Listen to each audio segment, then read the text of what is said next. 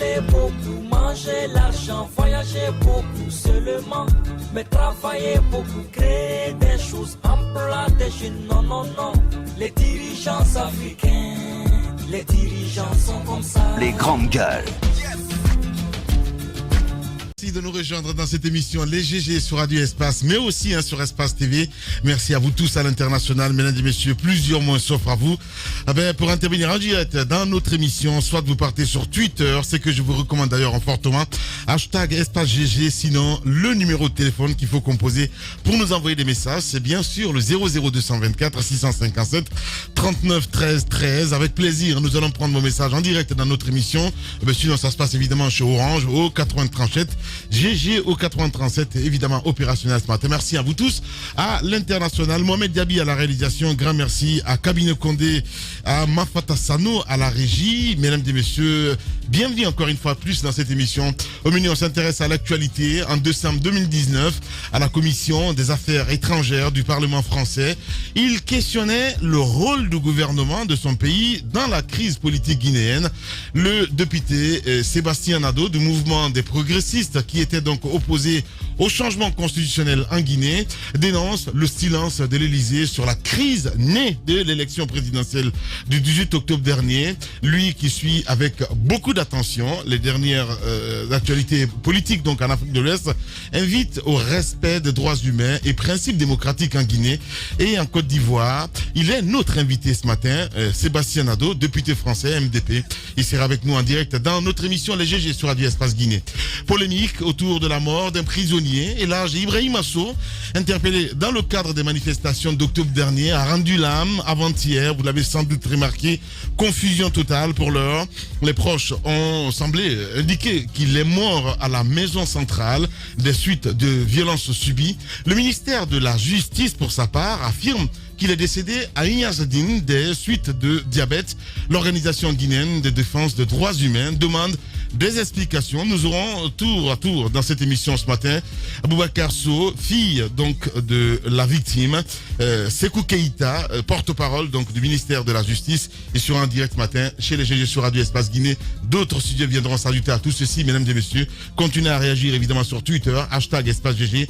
Sinon, le numéro de téléphone, je le disais tantôt, le 00224 657 39 13 13.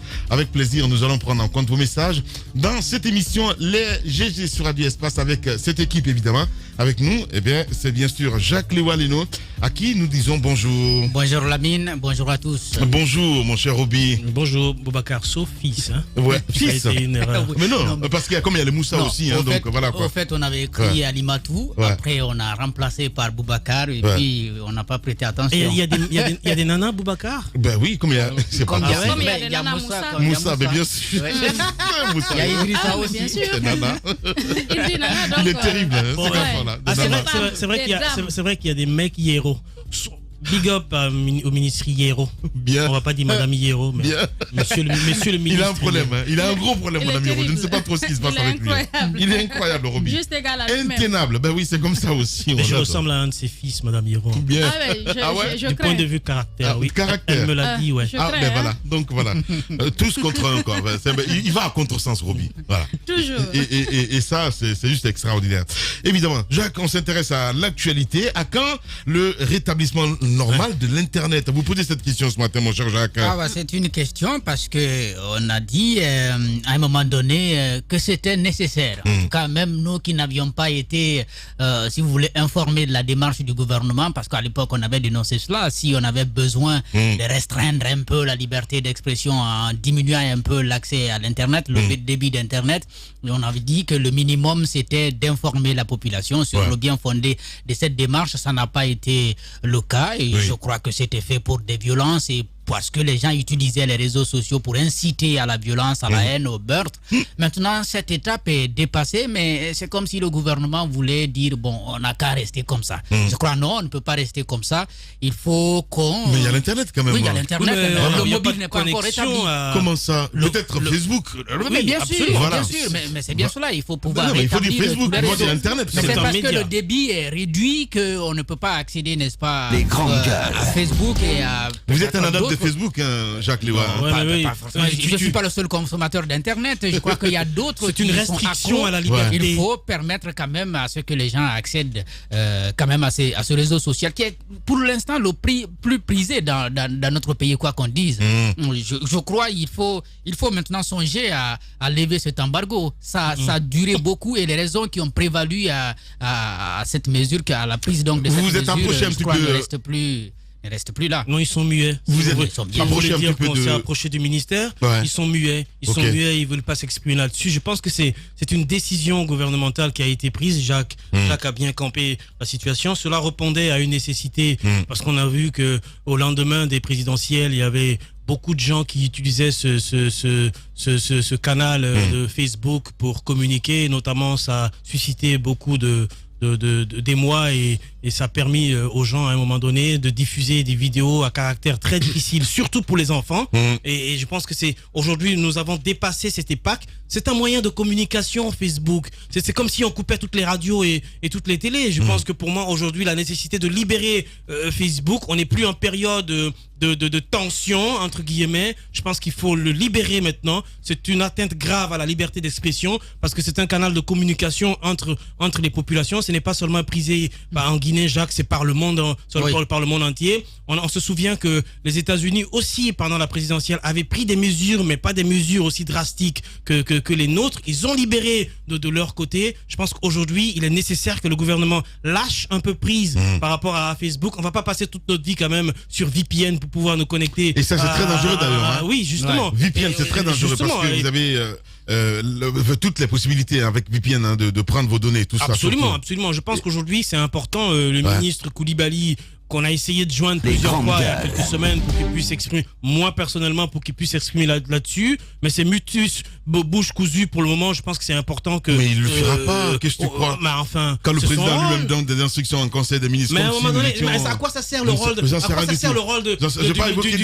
et des techniciens? Non, à quoi ça sert le rôle du ministre et des techniciens? C'est bien évidemment de dire au président de la République que lui-même il utilise d'ailleurs Facebook. Non, pas du tout. Ah oui, si, il a des comptes. Il a des comptes. Mon Dieu. Même si c'est géré par des gens. Voilà, c'est ça. C'est des community managers. Oui, mais même si moi, je suis sur Facebook, mais je ne sais pas sur Facebook. Parce que mon compte n'est pas géré par moi-même. Même si tu gères pas le compte, on considère que c'est toi parce que c'est toi qui donne la permission de diffuser certains trucs. De gérer le compte. Donc, tu l'utilises. Mais tu l'utilises pas sur le téléphone, mais tu utilises Facebook parce que tu as ta présence dessus, Lamine. C'est la même chose que le président de la République. Je pense qu'aujourd'hui, c'est important qu'on libère ce réseau parce que beaucoup de gens en ont finalement plein la gorge que ce réseau soit difficile à utiliser. C'est pas beaucoup de personnes qui ont accès à VPN non plus, il faut le dire. Oui. Je sais pas, sincèrement parlant quoi. Allez-y Madame Hiro. Écoutez Lamine, je pense qu'il faut le dire, c'est une atteinte grave à la liberté d'expression, liberté et d'amusement. Parce que ce que je veux dire, les gens qui sont sur Facebook ne sont pas tous peut-être attachés à la politique. C'est pas tout le monde qui vient pour parler politique. Il y en a, par exemple, comme vous le dites, vous avez votre page que vous ne gérez pas, mais où on véhicule tout ce que vous faites, par exemple, comme activité à la radio. Ça donne une certaine visibilité au travail que vous faites. Donc, ça, c'est une atteinte à votre liberté de faire cette promotion-là, d'autant plus que c'est votre argent que vous dépensez. C'est pas l'État qui vous donne les moyens de le faire. Et je pense qu'il faut essayer de, comme Jacques l'a dit, de lever l'embargo si c'est un embargo, parce que c'était par rapport aux élections. Les élections sont passées, tout est tranquille maintenant, la vie a repris son cours normal. Je ne sais pas pourquoi on peine encore à rétablir, comme on appelle, les citoyens dans leur droit d'accéder à ce réseau social. Comme je l'ai dit, c'est pas tout le monde qui y va. Il y a des gens, il y a des blogueurs, il y a des gens qui font beaucoup de choses à travers Facebook, qui ne font pas juste pour distiller des messages de haine, comme on le dit le plus souvent. Il y a des gens qui font du travail sérieux avec cela. Et dans un état normal, on ne peut pas de façon si prolongée bloquer les gens, les empêcher de faire ce travail qui leur tient à cœur. Et normalement, les autorités devraient communiquer là-dessus. Vous vous souvenez, je pense, avant la présidentielle de 2015, l'argument qu'on nous avait donné, que c'était qu'il y avait du travail qui était en train d'être fait et que c'est pour cela qu'on devrait restreindre, comme on appelle, justement l'accès à Internet. Mais aujourd'hui, on a trouvé que ce n'est justement pas le cas. C'est juste pour empêcher. C'est de bonne guerre si on suppose que les gens utilisent ce canal pour véhiculer des messages de haine, si ça peut porter atteinte à la sécurité de la nation, si ça peut porter atteinte à la quiétude sociale, c'est bien qu'il y ait restrictions pour un temps déterminé, de façon limitée, avec bien entendu pas de mauvaises idées derrière. Mais quand ça perdure comme ça, les gens s'interrogent. On se demande qu'est-ce qui se passe, à quoi veut-on en venir, ou bien est-ce qu'on voudrait, comme on appelle, ressembler à d'autres pays où on ferme carrément, on ne permet pas aux citoyens d'accéder, comme on appelle, à certains canaux de communication. Je pense qu'il ne faudrait pas aller dans ce sens-là. Justement. Allez-y, mon cher Moïse. Bonjour. Bonjour. Bienvenue, Moussa Moïse. Bonjour. Bonjour. Oui, on parle de Facebook ce matin. Vous êtes un adepte, mon cher Moussa Moïse, c'est là. Bien entendu. Voilà, mais non, je ne m'en cache pas. Hein. Voilà. Oui, je ne m'en cache pas parce que c'est un réseau social. Je paye des crédits, des passes pour aller. Merci de nous rappeler, Moussa. Et quand j'achète des passes, en tant que consommateur, j'ai le droit de les utiliser convenablement. Évidemment. Et je trouve que c'est une grosse arnaque. On nous doit du fric dans cette histoire. Beaucoup ont payé des passes, beaucoup de consommateurs ont payé des passes, ils n'ont pas pu les utiliser. On nous met en avant cette histoire de restrictions liées à une sorte de rempart contre les messages de haine sur Facebook et autres. Je pense que ça, c'est l'autre paire de manches. Mais l'autre paire de manches dont on ne parle pas, c'est véritablement les inconvénients sur les utilisateurs, sur les consommateurs, et ceux-là qui, chaque jour, sont obligés d'utiliser ce réseau social pour distiller des informations. Je vous rappelle que ce n'est pas seulement pour aller écrire des messages de haine que certains utilisent ce réseau social.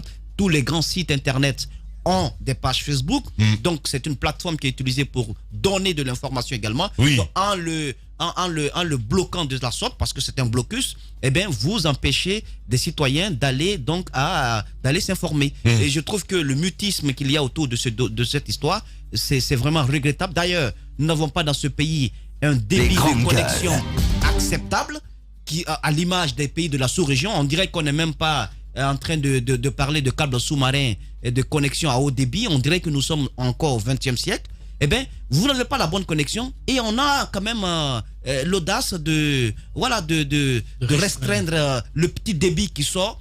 C'est quand même lamentable. Vous n'avez pas un bon service à nous rendre. Bien. Au lieu de vous occuper de cela avec les sociétés mobiles, vous trouvez un argument qui est superficiel et qui vous amène tout de suite à boucher le petit trou qui nous permettait d'avoir un peu d'oxygène. Il faut quand même libérer ce réseau social. Il n'y a plus d'arguments qui tiennent. Les élections sont derrière nous. Et puis, ce n'est pas de la faute des consommateurs si le gouvernement n'est pas capable de contrôler. Sur Twitter, ça marche quand même. Lamine, Instagram, Twitter, que sais-je, tout peut marcher. Vous ne pouvez pas empêcher des citoyens d'aller sur Facebook, eux ceux qui le connaissent. Non mais Moussa, quand même, tu n'es pas quand même le représentant de Facebook. Je le dis. Quand même. Non mais ça me fait mal. Il est le représentant des vrais gens. Ça me fait mal. C'est des gars qui ont plusieurs comptes sur Facebook. Oui, c'est bon. Mais Lamine, ça me fait mal.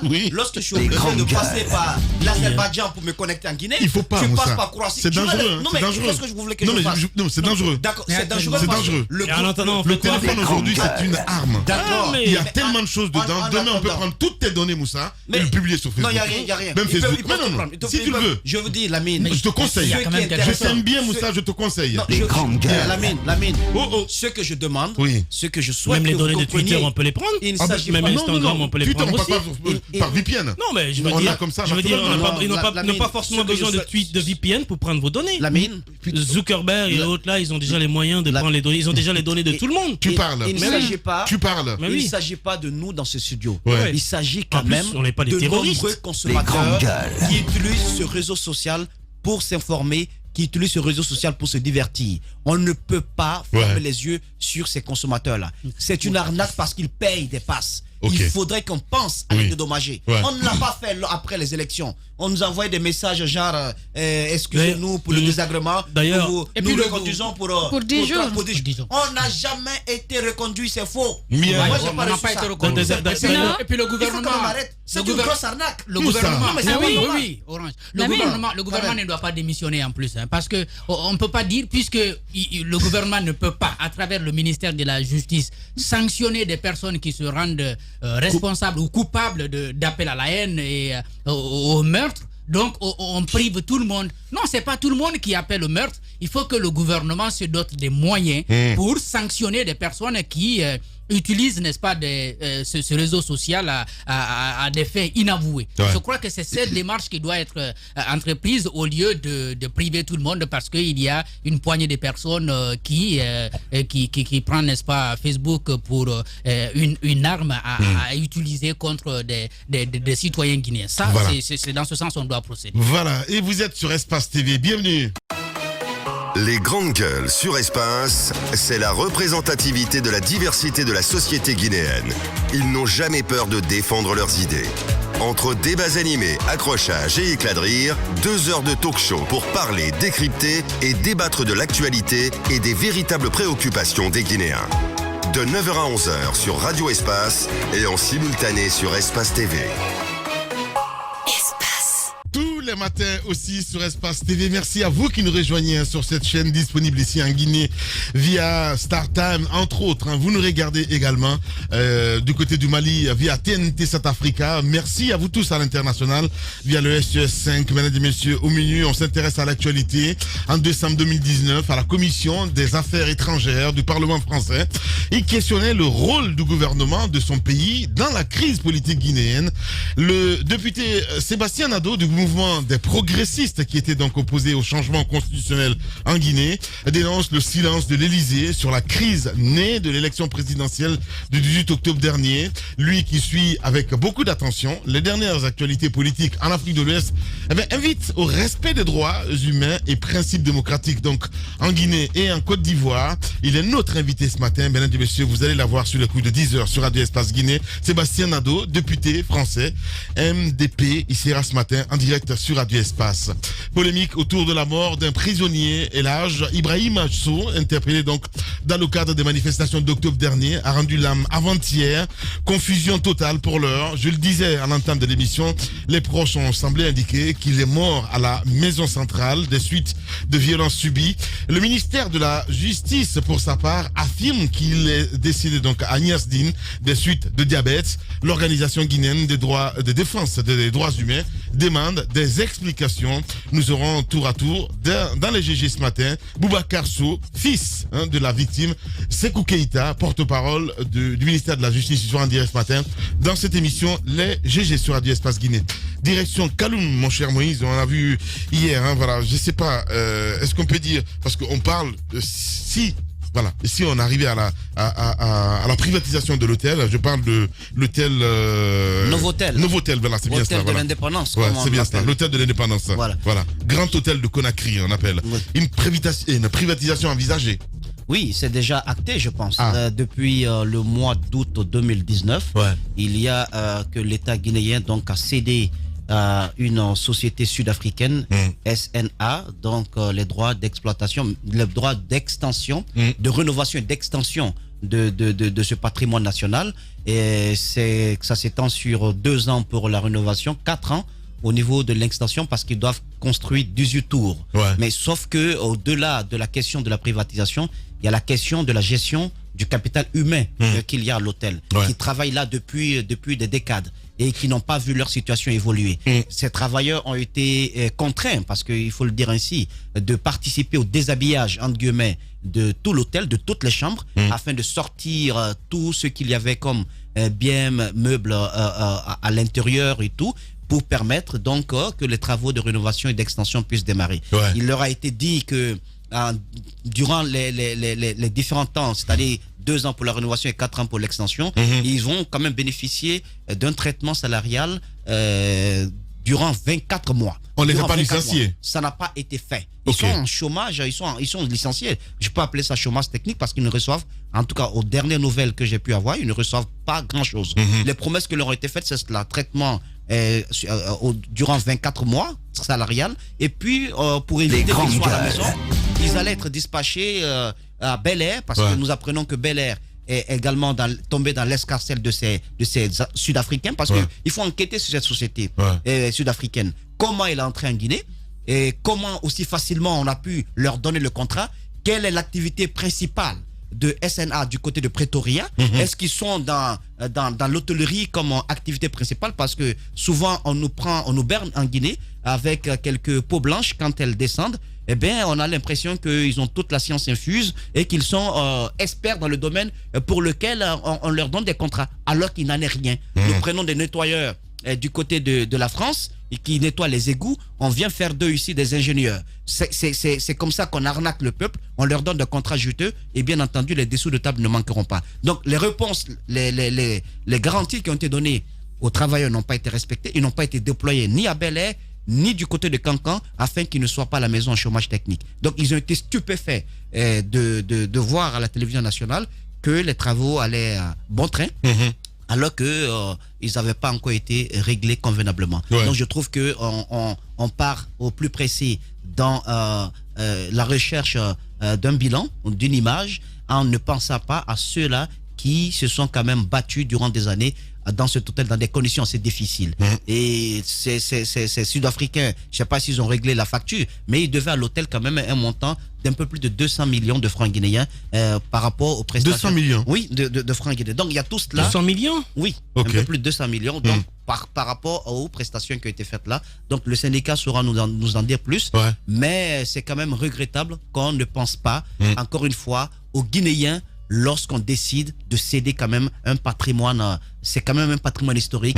Qui connaît l'histoire de cet hôtel sait que c'est avec les Français, hein? Oui, c'est que ça a évolué. Ça a failli tomber dans les escarcelles des Guinéens sous la primature de Kouyaté. Ça n'a pas été le cas. C'est un hôtel quand même qui a difficilement trouvé des partenaires. Aujourd'hui, c'est vrai que Moussa pose des questions légitimes, mais moi je comprends pas comment des gens qui veulent venir investir des millions de dollars en Guinée ont des factures de 200 millions à payer. Et donc pour moi c'est une grosse question. Et le syndicat des travailleurs de l'hôtel doit fortement s'impliquer, parce que ici en Guinée le problème c'est qu'on a l'habitude de rester sur du verbe.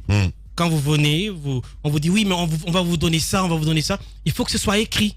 Il faut que ce soit écrit. Même souvent, quand c'est écrit, c'est pas respecté. Au moins, c'est une garantie. Je comprends très bien ce que tu veux dire. C'est une garantie juridique lorsque c'est écrit. Mais lorsque vous restez sur du verbe, après, ils n'ont que leurs yeux pour pleurer, ils n'ont que les médias pour les aider à démêler les cheveux des poux. Je pense qu'aujourd'hui, c'est important que quand même que ces travailleurs-là, ils sont pas nombreux, je crois, les travailleurs qui restent. 151. C'est beaucoup ça. Mais attends, vous venez investir des millions de dollars, vous pouvez pas. 151 personnes, ils peuvent bien leur fournir des pécules pour 2 ans. Ils ont promis. Absolument. Et qui sait si ces travailleurs, qui viennent au compte de cette société-là ne sont pas traités par ces gens qui travaillent à l'hôtel. Oui, ils peuvent bien être à leur service à l'hôtel pendant qu'ils travaillent. Ça, c'est possible. C'est des gens qui ont été recrutés, ils sont pas tombés du ciel. En plus, ils ont travaillé. Ils ont permis de débarbouiller l'hôtel. Parce que l'hôtel, le nouveau hôtel, était devenu carrément un lieu administratif. Il y avait des gens, des privés qui avaient des bureaux. Il y avait des privés qui avaient même loué des chambres pour une longue durée. C'était le deuxième logis de certains barons du gouvernement. On en connaît plein qui avaient des bureaux, qui avaient des chambres. Même le ministère de l'Agriculture était là-bas. Je pense, avec la dame. Des chambres. Même Cagnassi et tout ça, tout le monde était là-bas. Je pense qu'aujourd'hui, il est important que lorsque vous avez décidé d'investir, les travailleurs qui sont là, vous leur avez promis quelque chose. Je pense qu'il faut quand même, le minimum serait de respecter, sinon ça joue fortement sur la crédibilité même de la société qui vient entreprendre les travaux. Allez-y, Madame Hiro. La semaine dernière, nous, on a traité ce sujet dans... mais si c'est pour l'intérêt du pays, mais pourquoi vous êtes contre, les gars? Mais on n'a pas dit qu'on est contre. Mais c'est déjà pour l'intérêt du pays. C'est aussi l'intérêt. Oui, mais attends, c'est aussi l'intérêt du pays que les travailleurs qui sont...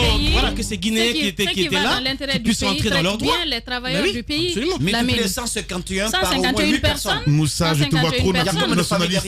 Mon Dieu, allez-y, Madame. Non, mais c'est pas une question de nationalisme. Je pense que le traitement des personnes, le travail des personnes, quand des gens sont recrutés, parce que je pense que ces 151 personnes ne sont pas tombées du ciel. Elles sont venues là de façon légale.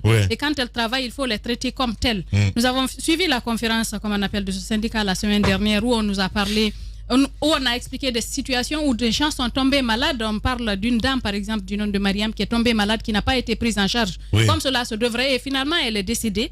On nous parle d'un autre monsieur qui a témoigné, qui a témoigné parce que juste il a fait tomber un pot de fleurs qui s'est cassé. Ça, c'est à Sheraton, madame. Oui, c'est à Sheraton, oui. Voilà. Je veux parler elle parle de façon générale. Je veux parler des travailleurs, le traitement en fait des travailleurs dans les hôtels. en Guinée, les hôtels.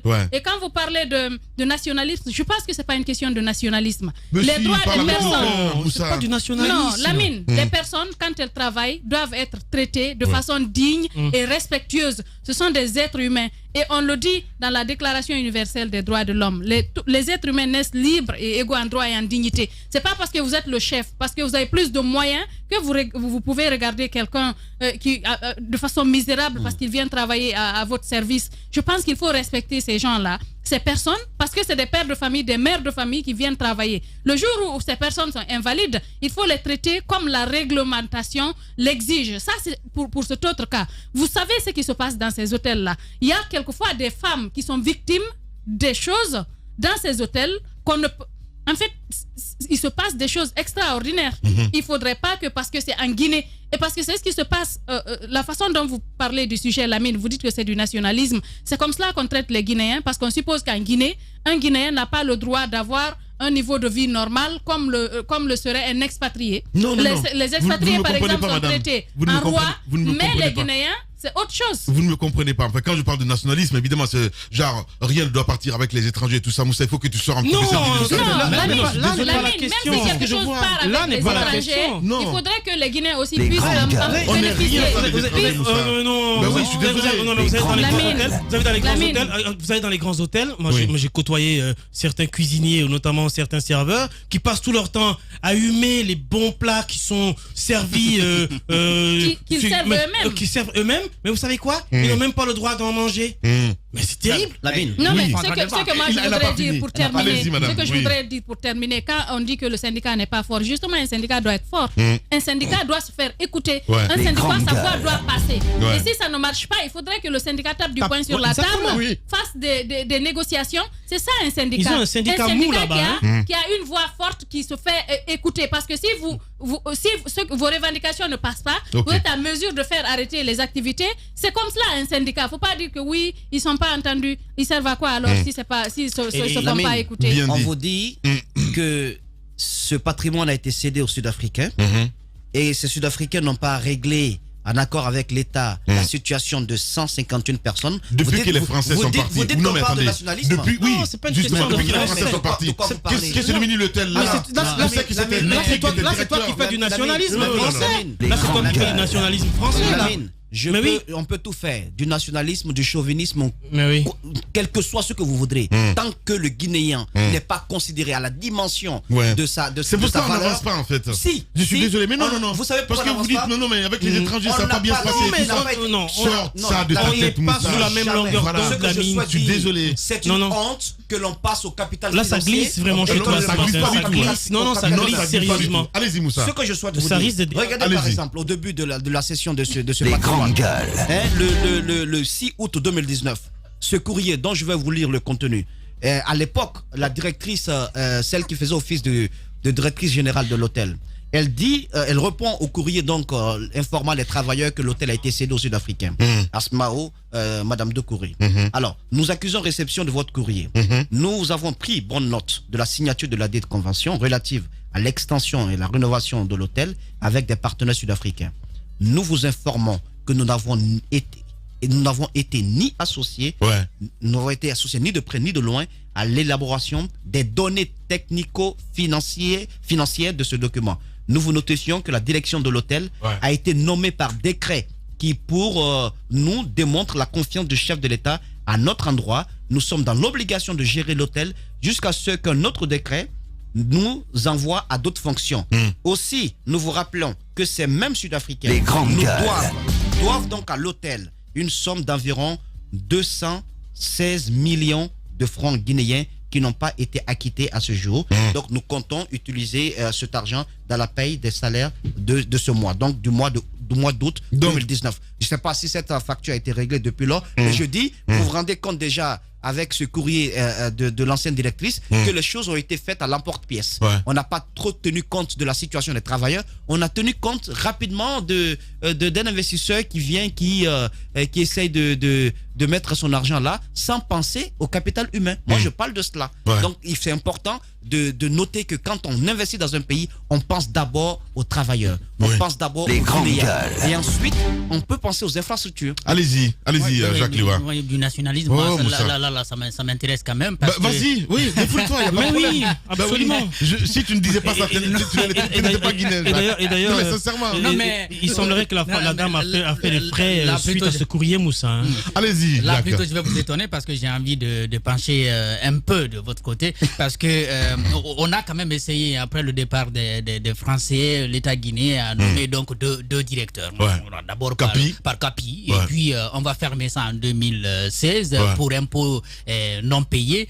Et j'ai vu que quelque part, on a envie d'être nationaliste, on a envie de gérer nous-mêmes nos propres entreprises, sauf que le laxisme finit finalement par décourager même là, vous n'êtes pas dans le sujet, franchement. Allez-y, Jacques. Non. Oui. Mais non, allez-y, Jacques. Je vais venir à la session. Ça marche pas, ta dictature. Mais encore une fois, ça c'est un premier aspect. Nous n'avons pas réussi à gérer nous-mêmes. Maintenant, finalement, on va venir par céder. Moi, je vais pas dire qu'on ne doit pas céder, mais peut-être l'idéal serait de voir si on pouvait trouver au plan local un investisseur qui pouvait s'intéresser, n'est-ce pas, à cet hôtel. Premier aspect. Et puis, second aspect, lorsqu'on veut céder, qu'on priorise, n'est-ce pas, la question des travailleurs guinéens. Là, j'y tiens parce que ce n'est pas seulement là-bas où on a ces plaintes. Il y a beaucoup d'hôtels où les travailleurs sont souvent licenciés abusivement. On en parlait la dernière fois d'un autre hôtel où les travailleurs avaient été licenciés parce que tout simplement un verre est cassé. Donc, je crois que tout ceci sont des questions à prendre en compte.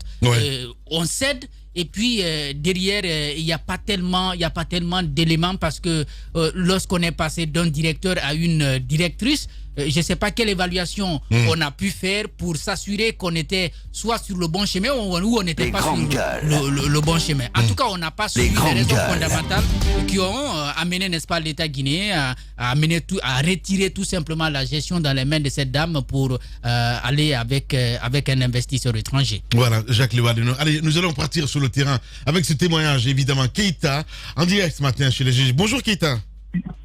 Oui, bonjour, monsieur Guirassi. Bienvenue sur Radio Espace et dans les GG. Il faut le rappeler, vous avez travaillé dans plusieurs hôtels ici à Conakry. Madame Hiro dépeint les conditions de vie des travailleurs, évidemment, dans ces hôtels. Vous avez été dans plusieurs hôtels à Conakry. Dites-nous un petit peu comment ça se passe exactement. D'abord, je vous remercie pour tout d'abord faire attention à tous ces éléments qui sont très importants. Je salue vraiment les différentes interventions qui ont été ici énumérées. Donc tout d'abord, je suis un atelier de formation, mais également, comme l'a dit, j'ai travaillé... Allez, vous allez vous éloigner un petit peu parce qu'il y a beaucoup de bruit autour de vous. C'est qu'il y a beaucoup d'auditeurs t'entendent. Mais là, si c'est comme ça va être compliqué de continuer le débat avec vous, mon cher ami. Éloignez-vous du bruit, s'il vous plaît. Comme ça va être plus cool pour qu'on puisse vous entendre. Et surtout, essayer de comprendre un peu comment ça se passe dans ces hôtels. Keïta, je le rappelais, Moussa, voilà, qui a travaillé dans plusieurs hôtels. Il faut le rappeler. Je pense qu'il n'y a pas mieux, en tout cas, pour dépeindre un petit peu les conditions de vie de ces travailleurs dans ces hôtels-là. Ces conditions sont misérables. Je veux quand même dire qu'il faut être en Guinée pour qu'un pot de verre soit cassé. Oui, je pense qu'on peut l'entendre. Mais un pot de verre cassé à l'hôtel Sheraton, les travailleurs, le syndicat se donnent la main pour dire au patron, nous allons cotiser, payer la valeur numéraire de ce pot pour ne pas que vous licenciez le travailleur qui en est à l'origine. Bien. Ça n'a pas été accepté. Il faut être en Guinée pour que l'inspection du travail ne lève pas le petit doigt pour ne pas que ce travail soit renvoyé. Il a été non seulement renvoyé, ceux qui sont venus le défendre ont été renvoyés. Bien. Allez, Keïta, allez-y. Oui, d'abord, monsieur Moïse, comment vous... Non, on ne peut pas continuer avec vous, je suis désolé. Voilà. Il y a trop de bruit autour de lui. Allez-y.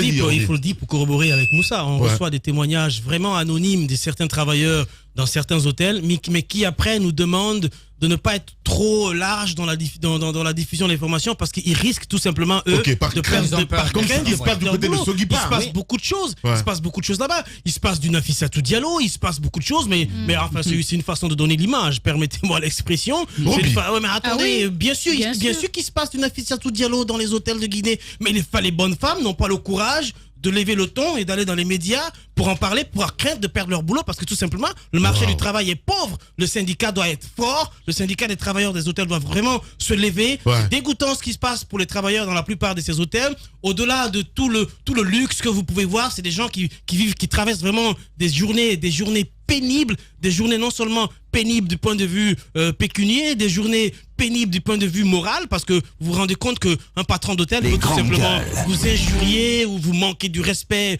devant un client parce que tout simplement vous y travaillez. Je pense qu'aujourd'hui il est important que le syndicat du travail, le syndicat des travailleurs des hôtels soit un syndicat fort pour sortir ces gens-là de toutes les difficultés. Surtout c'est l'inspection qui doit jouer son rôle, parce que généralement les syndicalistes essayent de faire du mieux qu'ils peuvent pour défendre les syndicats. T'as vu l'inspection se lever un jour ici? Parce que quand vous avez un syndicat qui a envie de défendre, bien entendu, les syndiqués, et puis finalement, la question va être réglée par qui? Par le gouvernement, par l'inspection qui doit intervenir pour défendre à la fois les intérêts des investisseurs. Les travailleurs n'ont même pas accès à l'inspection. Véritablement, si l'inspecteur Diaby, c'est Alia, non? Alia Kamara. S'il ne fait pas attention, il se fait lui-même renvoyer dans certains hôtels. Il a quel pouvoir, lui? Allez, nous allons répartir sur le terrain en direct ce matin. C'est monsieur Ibrahima Tounkara, secrétaire général de la délégation syndicale des travailleurs de Grand Hôtel de Conakry. Les grandes gueules. Monsieur Tounkara, bonjour. Bonjour, monsieur Guirassi. Bonjour, bienvenue. Bienvenue. Apparemment, les travaux de rénovation et d'extension du Grand Hôtel de Conakry, Novotel, vont bon train. Alors, on se pose la question de savoir, est-ce que, entre-temps, les conditions des travailleurs, des anciens travailleurs, ces conditions ont été réglées, les arriérés notamment, et les clauses contractuelles? Encore une fois, merci. Franchement, je voudrais rétablir d'abord la vérité avant qu'on ne passe de dire la situation des travailleurs. Je pense que dans ce pays, on va cesser maintenant d'amadouer les gens à cause de dire que parce que j'ai des relations par-ci, j'ai des relations par-là. Je vous assure, et je veux que les informations soient équilibrées. La RTG, hier, quand ils ont sorti ces images, tout le personnel de l'hôtel m'ont appelé jusqu'à 23h. Il y a d'autres même qui étaient en larmes. Parce qu'on fait croire aux gens que les travaux ont démarré. J'invite toute la presse, la RTG y compris, qui a sorti ces images hier, de venir sur le terrain, de rentrer et voir. Il n'y a même pas une brique qui est posée. La première des choses, quand vous rentrez dans un grand chantier, vous n'avez pas besoin de demander.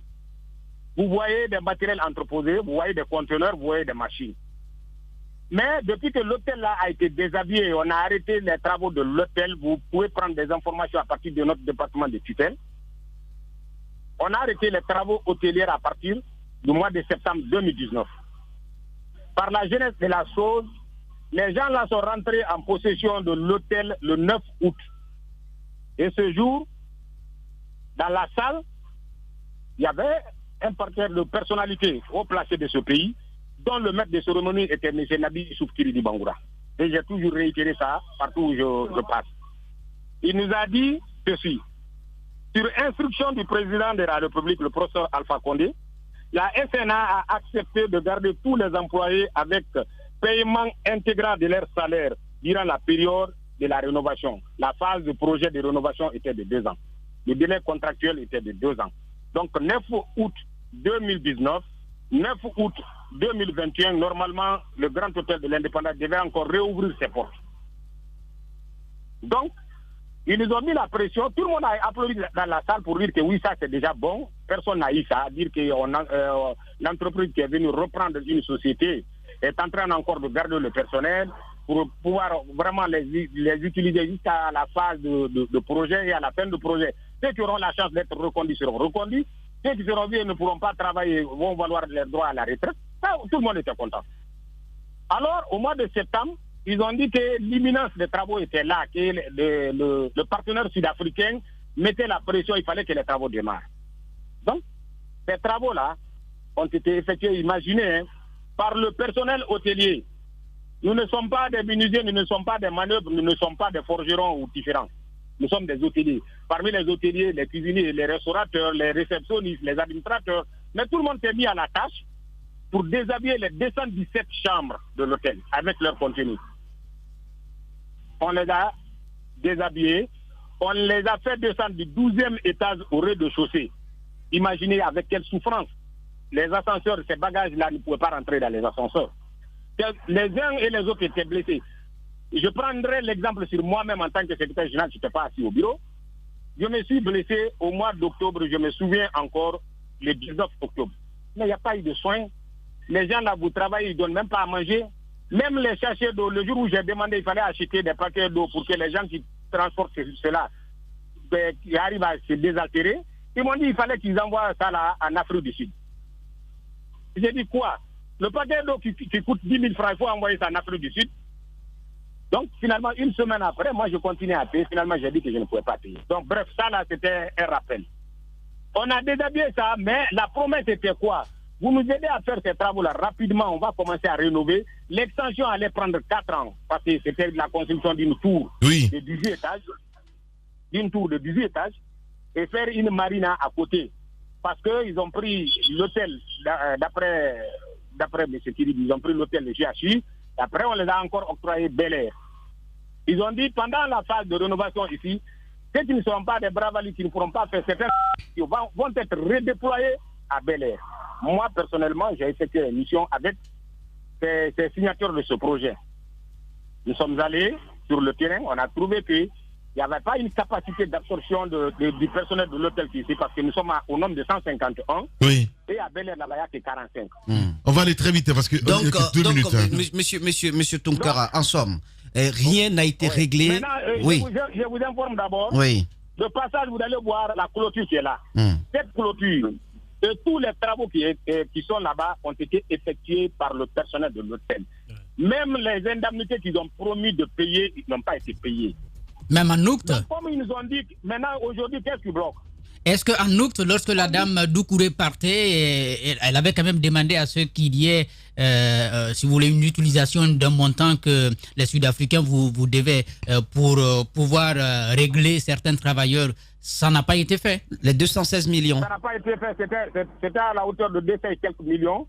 Parce que moi, en dehors d'être secrétaire général, moi, je suis en face des chiffres au niveau de la réception à la caisse. Bien. Et ils n'ont pas payé. Est-ce que depuis vous avez rencontré Kiridi ou pas du tout, hein, voilà, parce que c'est important, vous avez plusieurs facettes. Je viens de m'entretenir avec son conseiller personnel il y a moins d'une semaine. Oui. Parce qu'on a envoyé un document tirant la sonnette d'alarme, soit disant que ce que vous nous avez vendu, ce n'est pas ce qui se passe sur le terrain. Ouais. J'avoue, depuis la reprise, depuis la nomination de Madame la ministre, elle s'est beaucoup investie pour que la situation là trouve une issue favorable. Ministre, les cadres qui tournent autour d'elle cachent certaines choses. Ça, je peux l'affirmer. D'accord, monsieur Tunkara, dites-nous, je m'inquiète aussi du sort réservé aux meubles qui étaient à l'intérieur, les petits biens qui étaient dans les chambres. C'est parti où j'ai appris que des conteneurs sont venus, on a tout, entre guillemets, foutu dedans, et quelqu'un serait en train de se faire la belle avec. Qu'est-ce qui se passe avec ces biens? Parce qu'ils voulaient faire ça à l'absence de tout le monde. Parce qu'ils ont donné un prétexte au travail de rester à la maison à partir du 19 mars, soit disant que le Covid, à l'époque, le Covid officiellement n'était pas déclaré chez nous. C'est après les élections législatives qu'on a déclaré le Covid en Guinée. Mais comme ils voulaient envoyer ces matériels-là... C'est qui Elle, c'est la société, moi je vais accuser, la société qui est pilotée par M. Diallo, Mamadou Saliou, par Sadamodou Keta. Parce que moi je dis, ce n'est pas, nous on ne met pas un combat pour dire que c'est entre une personne et une personne. C'est entre le travail de GHI et les repreneurs de la société qui sont SNE. Donc c'est la société SNE qui ont ramassé tous ces matériels des 217 chambres, qui les ont envoyés ailleurs. Ils ont des entrepôts, moi je n'ai pas vu. Bien. Merci beaucoup en tout cas, M. Tunkara, pour votre témoignage ce matin. Forcément, complément d'enquête dans le journal, pourquoi pas, de 18h sur Radio Espace, mais aussi sur Espace TV, mesdames et messieurs. À venir, on parlera politique. On va s'inviter du côté de la France ce matin avec notre invité de parcours qui n'est autre que Sébastien Nadeau. Il est député du côté de la France et puis on s'intéressera aussi à ce fait divers. On en parle évidemment avec le fils de l'intéressé, le fils du feu désormais. C'est bien sûr Mamadou Saliou et Large Ibrahim Assou, interpellé donc dans le cadre de manifestations d'octobre, a rendu l'âme avant-hier. Confusion totale donc pour l'heure. Les proches ont semblé indiquer qu'il est mort à la maison centrale des suites de violences subies. Le ministère de la Justice, pour sa part, affirme qu'il est décédé donc à Yazdine des suites de diabète. L'organisation guinéenne des droits, l'organisation de défense des droits humains demande des explications. Nous allons avoir évidemment ce matin M. Boubacar Sow, fils de la victime, Sekou Keïta, porte-parole donc du côté du ministère de la Justice. Vous allez les entendre ce matin dans la deuxième partie de cette émission Les GG. On revient à 10h. Vous êtes sur Suite FM Guinée. Événement Espace TV. Dimanche 22 novembre à 21h05. Soirée spéciale rétroviseur Ahmed Sékou Touré. Pour la commémoration de l'agression portugaise du 22 novembre 70, Espace TV vous replonge dans la vie du premier président de la Guinée, Ahmed Sékou Touré, de l'accession à l'indépendance de la Guinée à son décès en 1984. Soirée spéciale rétroviseur Ahmed Sékou Touré. C'est ce dimanche 22 novembre à 21h05 sur Espace TV avec Ibrahima Khalil Diallo. Espace TV, la télé de la mémoire historique.